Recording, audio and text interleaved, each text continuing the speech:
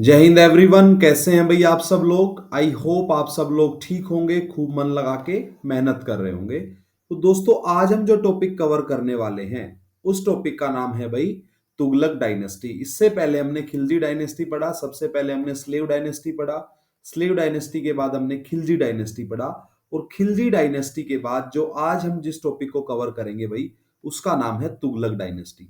और ये तुगलक डायनेस्टी का जो टाइम पीरियड रहता है दोस्तों वो रहता है 1320 से लेके, कब तक रहता है भाई, 1320 से लेके 1414 तक। तो भाई ये 94 ईयर्स तक रूल करने वाला एक क्लैन था, एक डायनेस्टी थी जो कि दिल्ली सल्तनत पे रूल करती है। तो आज हम देखेंगे कि भाई इसकी फाउंडेशन किसने रखी, भाई कौन कौन सा किस लेवल पे स्टेट एक्सपेंशन हुआ इस टाइम पे, तो उसके बारे में आज हम डिस्कस करेंगे। तो दोस्तों सबसे पहले हम देखते हैं भाई इसके फाउंडर के बारे में, फाउंडर कौन था और इसके फाउंडर एंड मेन रूलर कौन कौन थे। फाउंडर एंड मेन रूलर्स के बारे में हम देखेंगे भाई। तो दोस्तों जो इसका फाउंडर था उसका नाम था भाई गयासुद्दीन तुगलक। गयासुद्दीन तुगलक। और ये गयासुद्दीन तुगलक क्या करता है दोस्तों, ये 1320 में खिलजी वंश का जो लास्ट रूलर था नसीरुद्दीन खुसरो शाह, उसकी हत्या करके, उसका मर्डर करके भाई ये गद्दी पे बैठता ही was set on throne in 1320। Time period भी देख लेंगे साथ साथ, 1320 से लेके 25 तक रहता है गयासुद्दीन तुगलक। उसके बाद भाई इसका बेटा जिसका नाम था मोहम्मद बिन तुगलक, जोना खां जिसका नाम था, और ये मोहम्मद बिन तुगलक के नाम से गद्दी पे बैठता है भाई, मोहम्मद बिन तुगलक। इसके टाइम पीरियड की बात करें, इसके टेन्योर की बात करें तो 1320 से लेके भाई 51 तक। उसके बाद हम देखें भाई तो तुगलक डायनेस्टी का जो नेक्स्ट रूलर आता है उसका नाम था फिरोज शाह तुगलक। फिरोज शाह तुगलक। और दोस्तों भाई आप सब भाई जीके आइलैंड टेलीग्राम चैनल को भी ज्वाइन कर लो, और भाई इंस्टाग्राम पे भी फॉलो कर लो। इंस्टाग्राम और टेलीग्राम पे आपको डेली की क्विज, डेली का करंट अफेयर्स की पीडीएफ मिल जाएगी। तो फिरोज शाह तुगलक का जो टाइम था दोस्तों वो था 1351 से लेके 88 तक। अब भाई 1388 से लेके और 1414 तक, देखो दोस्तों कितना टाइम हो गया, ये 26 ईयर्स। इस 26 ईयर में कुछ रूलर तो आते हैं बट वो बहुत ज्यादा इंपैक्टफुल नहीं होते, ठीक है, वो बहुत ज्यादा इंपॉर्टेंट रूलर नहीं होते। फिर भी एक बार हम उनका नाम देख लेते हैं। उसके बाद जो आता है भाई वो एक रूलर आता है तुगलक शाह सेकंड। तुगलक शाह सेकंड देख लेते हैं, बहुत इंपॉर्टेंट नहीं है, ठीक है। नेक्स्ट आता है भाई अबू बकर। अबू बकर। उसके बाद एक रूलर आता है उसका नाम था मोहम्मद शाह। मोहम्मद शाह। नेक्स्ट अगर हम बात करें जो लास्ट था भाई उसका नाम था नसीरुद्दीन। तो आपको इनके ऊपर बहुत ज्यादा फोकस नहीं करना है, ठीक है। जो हमें फोकस करना है वो सिर्फ गयासुद्दीन तुगलक, मोहम्मद बिन तुगलक और फिरोज शाह तुगलक के ऊपर ही करना है। नसीरुद्दीन महमूद शाह। नसीरुद्दीन महमूद शाह। तो भाई देख लो 26 ईयर्स तक रूल करते हैं ये लोग भी, ठीक है, जिसमें तुगलक शाह सेकंड, अबू बकर, मोहम्मद शाह, नसीरुद्दीन महमूद शाह आते हैं। लेकिन जो हमें फोकस करना है वो करना है दोस्तों गयासुद्दीन तुगलक के ऊपर, जो कि फाउंडर भी था इस तुगलक डायनेस्टी का। मोहम्मद बिन तुगलक को देखेंगे भाई, फिरोज शाह तुगलक को देखेंगे। चलिए तो सबसे पहले हम जिसके बारे में बात करेंगे उसका नाम है भाई गयासुद्दीन तुगलक। गयासुद्दीन तुगलक। और ये गयासुद्दीन तुगलक क्या करता है दोस्तों, मैं आपको बता चुका हूं, फिर से एक बार बता रहा हूं। गयासुद्दीन तुगलक खिलजी डायनेस्टी के लास्ट रूलर नसीरुद्दीन खुसरो शाह का मर्डर करके गद्दी पे बैठ जाता है। और कब बैठता है भाई, 1320 में बैठता है। अब हम देखेंगे भाई इस गयासुद्दीन तुगलक का एक नाम और था, इसको गाजी मलिक भी कहा जाता है। गाजी मलिक, ठीक है। ये छोटी छोटी इंफॉर्मेशन है, आपको देखनी है ध्यान से, और इसको अच्छे से डिस्कस करेंगे इस टॉपिक को भाई। जो भी बच्चा सीएपीएफ असिस्टेंट कमांडेंट, एफकेट या फिर सीडीएस या फिर सीपीओ, एसएससी, सीजीएल या कोई भी वनडे एग्जाम्स के लिए प्रिपरेशन कर रहा है उसके लिए ये वीडियो बहुत ही हेल्पफुल रहने वाली है। देख लेते हैं भाई, इसको फाउंडर माना जाता है तुगलक डायनेस्टी का। किसको माना जाता है? गयासुद्दीन तुगलक और गाजी मलिक को। और ये जिस क्लैन से बिलोंग करता था उस क्लैन को कहा जाता है भाई तराना या कराना तुर्क। कराना तुर्क। ध्यान से देखनी है, छोटी छोटी इंफॉर्मेशन से बहुत काम आने वाली है दोस्तों। क्योंकि भाई जो गयासुद्दीन तुगलक के फादर थे वो एक कराना तुर्क थे। अब हम देखते हैं भाई इसके बारे में, इसका जन्म कैसे होता है। इसका जन्म जो हुआ था एक बहुत ही नॉर्मल सी फैमिली में हुआ था, साधारण से परिवार में हुआ था। और देखो दोस्तों, यहां बड़ा इंटरेस्टिंग सा फैक्ट है। इसकी जो मदर थी ना, इसकी मदर, और एक तरफ है भाई इसके फादर। इसके फादर का तो आपको क्लैन पता ही चल गया। इसके फादर तो वो तो क्या थे भाई? कराना तुर्क थे। लेकिन जो इसकी मदर थी ना, वो पंजाब की एक जाट लेडी थी। क्या थी भाई? पंजाब की एक जाट लेडी थी। ठीक है। और इन दोनों से भाई गयासुद्दीन तुगलक जो है वो पैदा होता है भाई। अब हम बात करें, इसके जो फादर थे वो बलबन के एक स्लेव थे। देखो ये छोटी छोटी इंफॉर्मेशन है, बलबन के स्लेव। थोड़ा सा डिटेल में करवा रहा हूं, ध्यान से देख लो दोस्तों। क्या थे भाई? इसके फादर जो थे वो बलबन के स्लेव थे। अब देखते हैं भाई, जो गयासुद्दीन तुगलक था इसने बहुत ज्यादा मेहनत की थी। और अलाउद्दीन खिलजी के टाइम पे, अलाउद्दीन खिलजी के टेन्योर में जो भी मिलिट्री एक्सपीडिशंस हो रहे थे, तो ये वहां पे अच्छे से एक्टिवली पार्टिसिपेट करता है। और भाई इसको गवर्नर बनाया जाता है दीपलपुर का। गवर्नर बनाया जाता है इसको दीपलपुर का। दीपलपुर या फिर दीपालपुर के नाम से भी इसको हम याद रख सकते हैं। अब इसने भाई एक टाइटल लिया था, और वो टाइटल जो था वो था भाई मलिक उल गाजी। एक टाइटल भी देख लेते हैं, मलिक उल गाजी। और ये जो टाइटल लिया था गयासुद्दीन तुगलक ने, मलिक उल गाजी, ये लिया था भाई इसने मंगोल्स को हराया था। ही defeated Mongols and adopted the title of Malik ul Ghazi. Next देख लेते हैं भाई इसके बारे में। गद्दी पे बैठा, ही वाज सेट ऑन थ्रोन। कब? बताओ जल्दी से। ये गद्दी पे बैठता है भाई 1320 में। कब बैठता है? 1320 में ये गयासुद्दीन तुगलक जो था वो गद्दी पे बैठ जाता है। अब देखो, जब ये शासक बनता है तो इसके सामने कुछ चुनौतियां होती हैं। कुछ क्या होते हैं इसके सामने? जब ये गद्दी पे बैठता है तो कुछ चैलेंजेस होते हैं। और वो चैलेंजेस क्या क्या थे भाई इसके सामने? कुछ चैलेंजेस थे कि कुछ स्टेट्स में क्या हो रहा था? रिवोल्ट्स हो रहे थे। Revolts in various states. पहला पॉइंट आपको ये ध्यान रखना है कि जब ये गद्दी पे बैठता है तो भाई कुछ स्टेट्स में क्या हो रहे थे? रिवोल्ट्स हो रहे थे।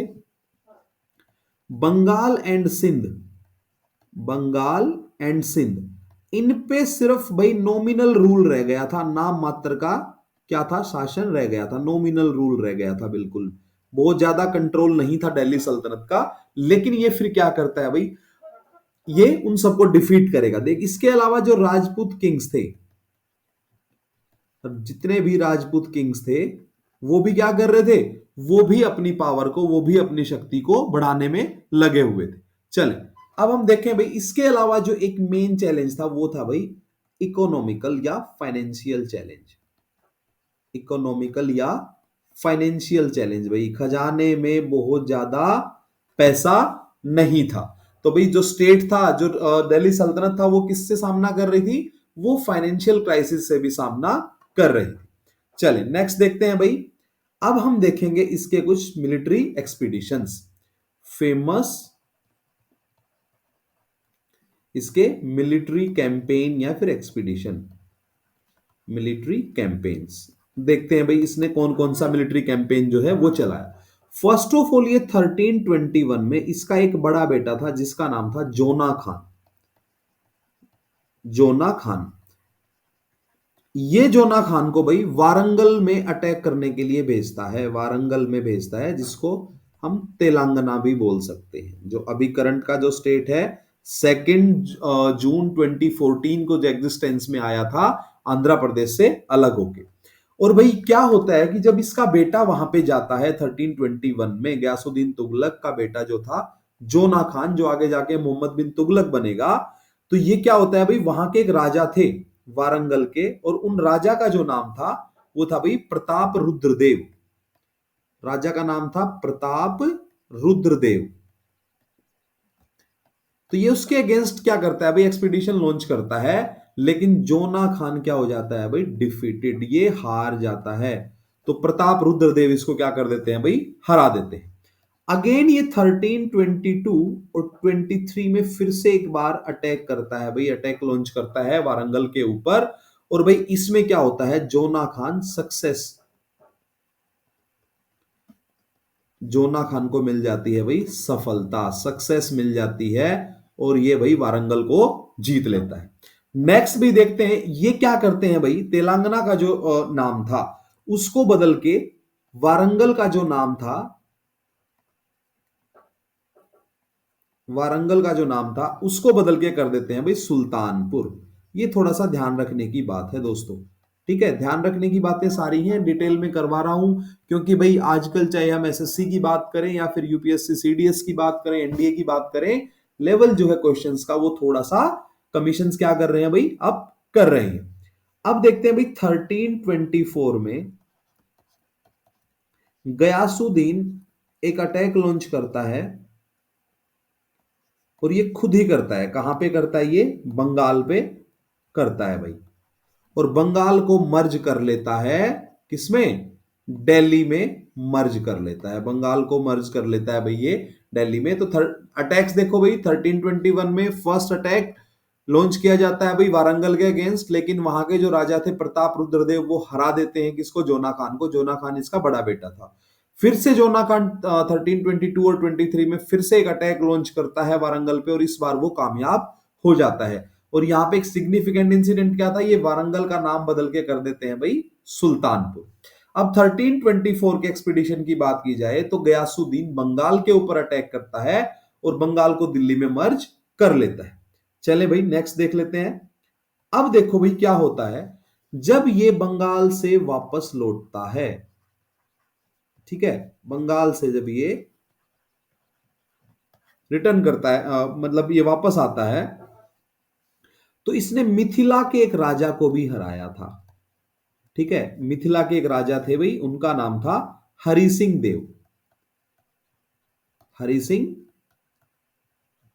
देव। तो मिथिला के राजा हरि सिंह देव को भी गयासुद्दीन क्या करता है भाई, डिफीट करता है। ठीक है, जब ये बंगाल से वापस आ रहा था तो ये हरि सिंह देव जो कि मिथिला के राजा थे भाई, उसको भी डिफीट कर लेता है। अब जब 1324 में जोना खान एक और एक्सपीडिशन लॉन्च करता है, और वो था भाई जाजनगर, जाजनगर उड़ीसा का। ठीक है, एक अटैक और लॉन्च करता है जाजनगर उड़ीसा का, और वहां के जो किंग थे भाई उनका नाम था भानुदेव सेकंड। ठीक है, उड़ीसा में एक जगह है जाजनगर, और वहां के जो राजा थे उनका नाम था भानुदेव सेकंड।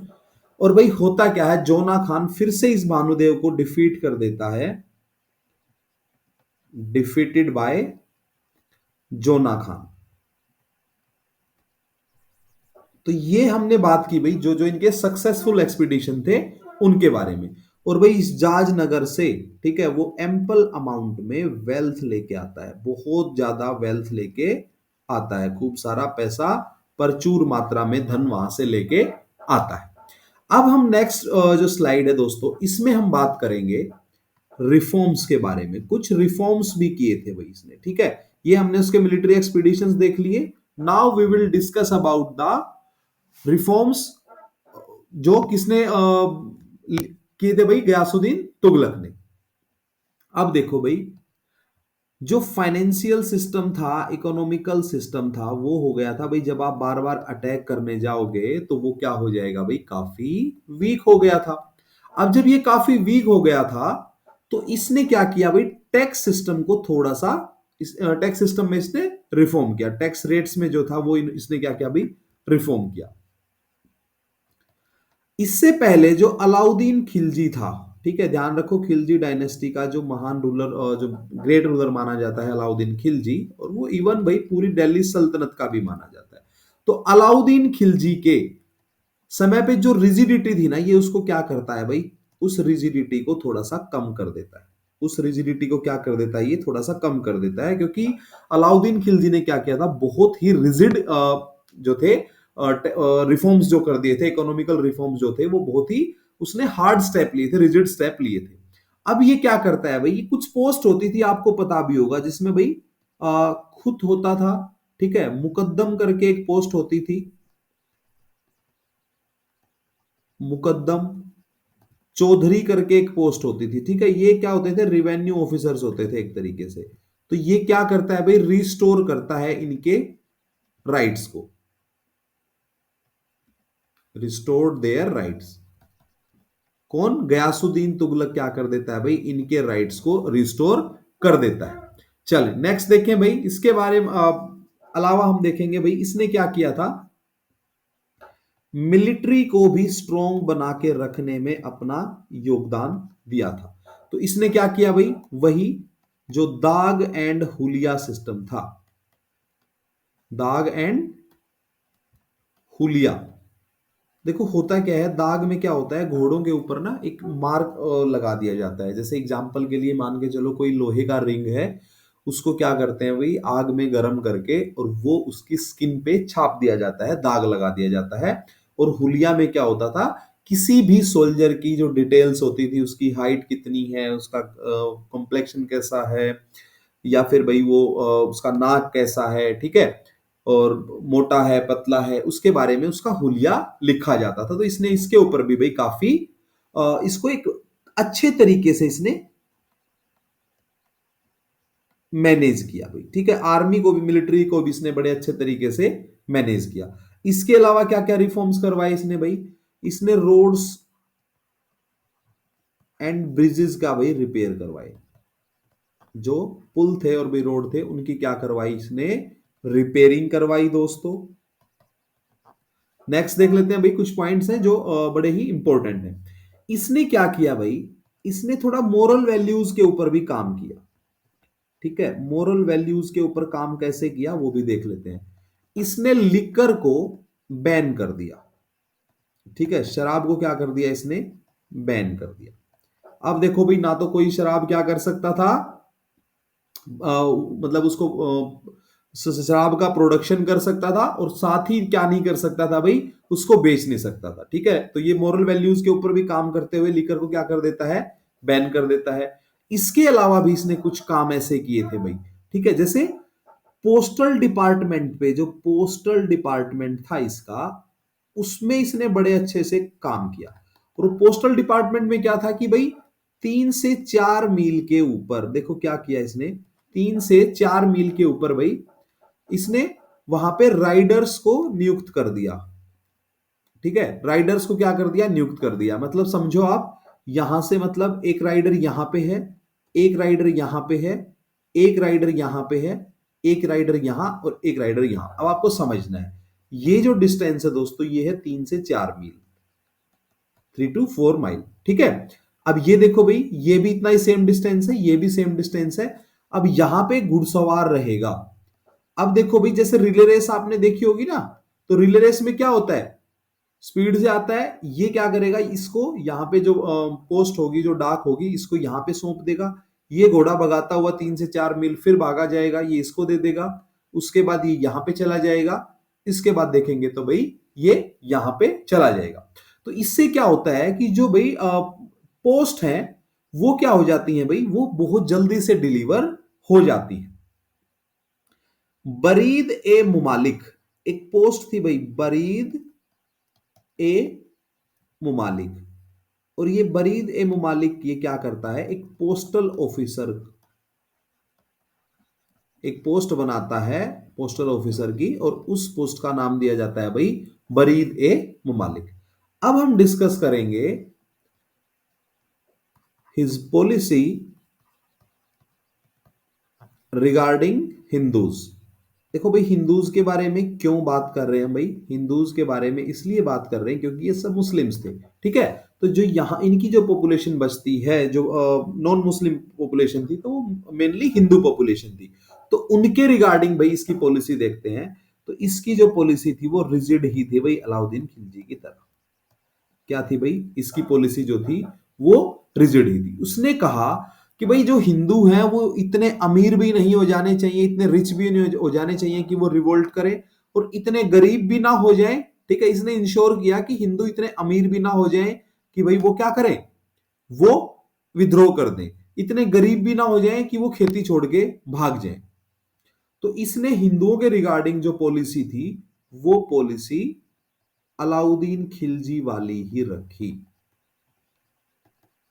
अलाउद्दीन खिलजी वाली पॉलिसी को इसने क्या किया भाई, कंटिन्यू किया। ठीक है, तो ये सारे भाई हमने इंपॉर्टेंट पॉइंट जो थे वो देख लिए हैं। अब हम बात करेंगे भाई गयासुद्दीन की डेथ की। डेथ होती है दोस्तों इसकी 1325 में।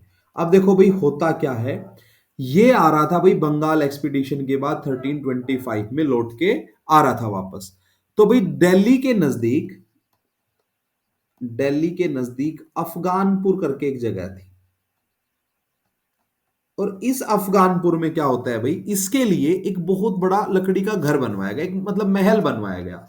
और ऐसा कहा जाता है कि भाई इस महल में क्या हुआ कि भाई हाथी जो थे वो थोड़ा सा भाग लेते हैं, उनके आने की वजह से वो महल जो था, लकड़ी का जो ढांचा था, स्ट्रक्चर था, वो गिर जाता है और इसकी डेथ हो जाती है। और भाई इसकी डेथ जब होती है तो इसके साथ साथ एक प्रिंस था, एक राजकुमार था, उसका नाम था भाई महमूद खान। ठीक है, गयासुद्दीन तुगलक के साथ साथ महमूद खान और कुछ और लोगों की भी डेथ हो जाती है। अब भाई इसको लेके दो तीन तरह की बातें भी की जाती हैं, और वो बातें क्या की जाती हैं, वो बातें की जाती हैं कि जो इसका बड़ा बेटा था ना जोना खान, उसने सुल्तान बनने के लिए क्या किया था भाई, कॉन्स्पिरेसी की थी।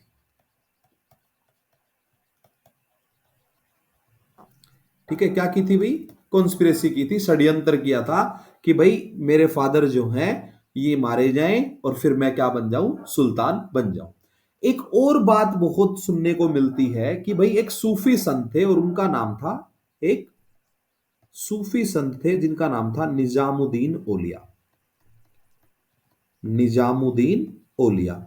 और भाई इन निजामुद्दीन औलिया के साथ क्या है, इनका 36 का आंकड़ा था।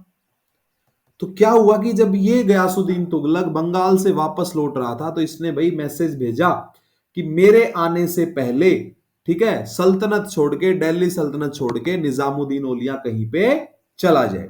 अब देखो भाई क्या होता है, निजामुद्दीन औलिया ने कहा था हुनुज दिल्ली दूरस्थ, हुनुज दिल्ली दूरस्थ।